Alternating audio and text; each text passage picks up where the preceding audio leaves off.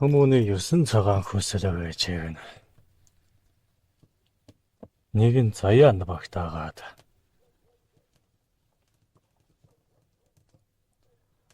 Багцлсан хүн ухаан мод. 9 хүслийн живч нь нээж хэд хүмүүнтэй харилцан адилгүй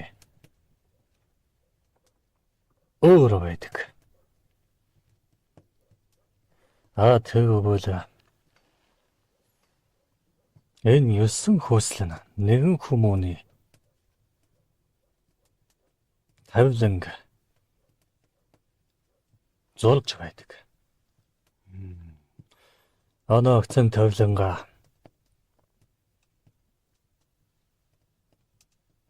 өнгөд оршлонгийн өнгө бүрээр нь зураглах хүү хэлсэн бол.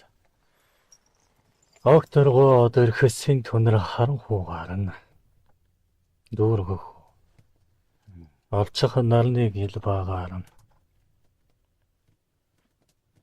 агуулах гэдэг. Энэ нартын өрс бүхэн туулал морно. Арбан олон өнгөөр халаглан байдаг. Тэгвэл хэлбэл дотор хулаад хэлэх юм бол 9 өнгө халаглаад л байна. Хүмүүн зам олонний дунд ачаад гаргана. Тэгвэл 9 өнгө айлхантай зүгтэн айлхантай орон зайд айл өнгө нь илүүтэй хэлбигээд зонхлоод байна. Айл өнгө нь айл зүгтээ алсраад байна. Үгээрэн тухайн бүл хэр бүл голомтын шинжиж болно. Тухайн голомтын мэдэн байсан гişүүд гэдэг үрсэ бүх. Ямар өнгийг нь халаглан барайд байна гэдгээр нь голомтын өнгө нь тодорно. 9 цагаан хүслийн аль хүслийн зүгээрээ голомтынхан өнгийг зураглаад байна гэдгээр нь ачна.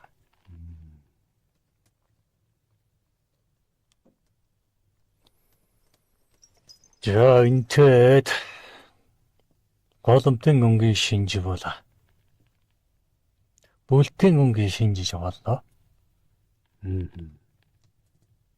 Тухайн бүлтэд хамаарагдах маха цус ясны хамааралтай өрс болно. Ямар өнгөөр тагнаад байна гэдгээр ажиж харж болно. Бүлтийн өнгө тодлоод ирэхийн цагт нь отгийн өнгө тодрондоо. Тийм ээ. Отгийн өнгө тодроод ирвэл яах вэ?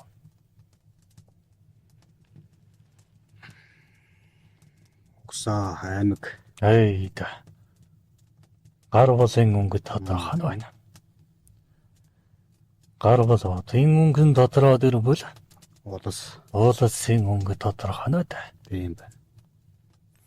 Уулсын өнгө нь тодрохын цагт нь яах вэ? Гүрэмтний өнгө нь тодрох нь байна. Гүрэмтний өнгө нь тодрохоор яах вэ? Зам төв бусад орныхоо. Нээд хүмүүний тэр чир өнгө нь тодрохоор байна та. Тийм байна. Аль хүсэлтэй илүүтэй их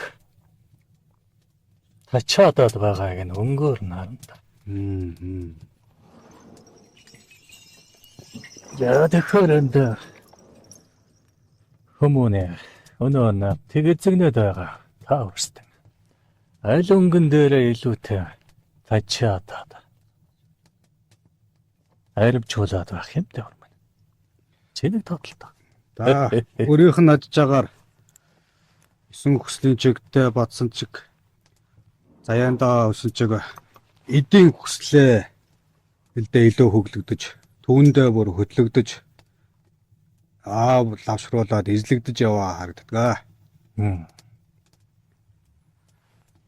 Тэгээд Тэг аль цагаанаар нь сэтгэж харвал боловсролын хүсэл тэр хоёроо ууяад харах юм бол эзэн эрхийнхаа мөн чанарыг ойлгоогүй ч гэсэн эзэн эрхтэй илүү хөтлөгдөж явдаг юм байна гэж ойлгож харж ажиж явдаг өрнө. Яа.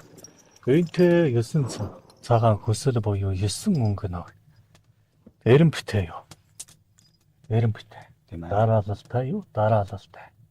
Суйлтай юу? Суйлтай. Өөр хоорондоо учлан золголдох хол бох орон зайтай.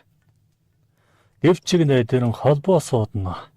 Айл зүгтэн хэлбийгээд айл зүгтэн алсуураад байгаагаас нь хамаарат. Тухайн тэр хүслийг дагаж байгаа өнгө тод томрон байх уу эсвэл булингалтай байх уу гэдг нь харагдаад байт юм шүү дээ. Тэгэхээр надад тогтоол цөөрм нэгэн зууны настай хэрвээ тэрэн орон хангайд хор арвинтай буудлаад тийм үү? Тийм ээ. Тэнд нэгэн буйдхан орон зайд тогтоол нэгэн цөөрм бий болгоод ямар өнгө бүхэлдэх вэ?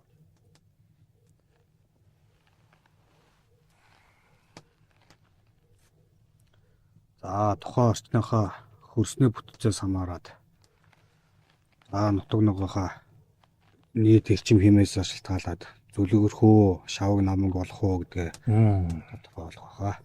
Жаа.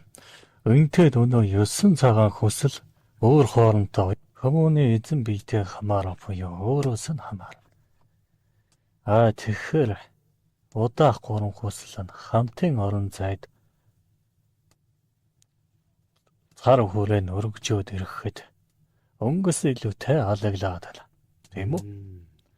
Энэ цар хүрээ нь отог аймаг уулаас гүрний орон зайд ороод ирэхээр мөрөн болж их далаар угаан цутгадаг. Тэгэхээр өөрөөс минь хүсэл гэж гэнэ.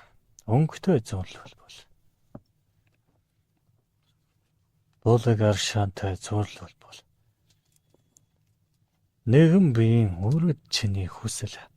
Нэгэн орон зайд, нэгэн зууны настай. Тийм биз? Тийм ээ. За магад хангаагаар чиний хүслийн зуу чиний магад андтай чин нэгэн орон зай руу нэгдэх аваас тэр цөөрм хэмээх орон зай нуур болохыг хэн эс мэдв тийм үү? Тийм ээ. Ингээд өгөн би юу айлдах гээд байна гэхээр олон өрсийн хүсэл нэгдэж нягтрагч нэгэн хүслийн орон зай руу тэмүүлэх тусам цөөрм нь нуур болж нуур тэнгис болж тэнгис нь далаа болох учиртай. Ингээд олон өрсийн хүсэл нэгдэх тусам хүслийн өнгөнд тодорч томрон болох учиртай юм даа. Тийм байна.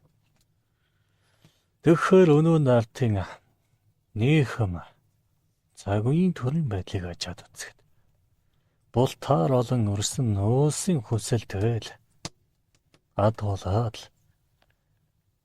өөрөөлийн хүслийг үл хүндэтгэж өөрийн хүслийг мандуулах гэдэг.